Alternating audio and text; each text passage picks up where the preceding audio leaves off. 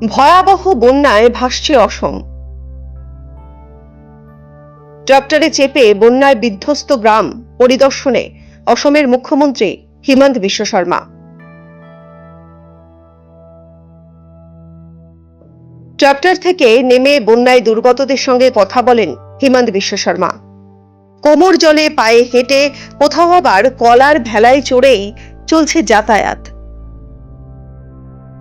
अभी तो घर में है। कल रूठो जब थोड़ा थोड़ा पानी कम हुआ है, थोड़ा थोड़ा सामान निकाला है, लेकिन हमारा सामान सब तो खराब ही हो गया। मैं दूसरा घर का ऊपर में रहता हूँ। मैं अभी कितना दिन हो गया दूसरा? अभी अभी तो 15 दिन से ज़्यादा हो गया। অসমের বন্যা পরিস্থিতি দেখতে কেন্দ্রীয় স্বাস্থ্যমন্ত্রী জেপি নাড্ডা আসবেন বলে জানান অসমের মুখ্যমন্ত্রী হিমন্ত বিশ্ব শর্মা। পাশাপাশি কেন্দ্রের তরফে সব রকম আশ্বাসও দেওয়া হয়েছে বলেই জানান তিনি। बीते 2 दिन में शिवसागर सरायदेव जिला में ही है। बान में जो बाढ़ आया लोगों को काफी क्षतिग्रस्त किया। हम एक बार जायजा भी ले रहा हूँ कैसे कुछ हम लोग मदद कर सकता हूँ, साथ में कैसे ये समस्या को हल भी कर सकता हूँ।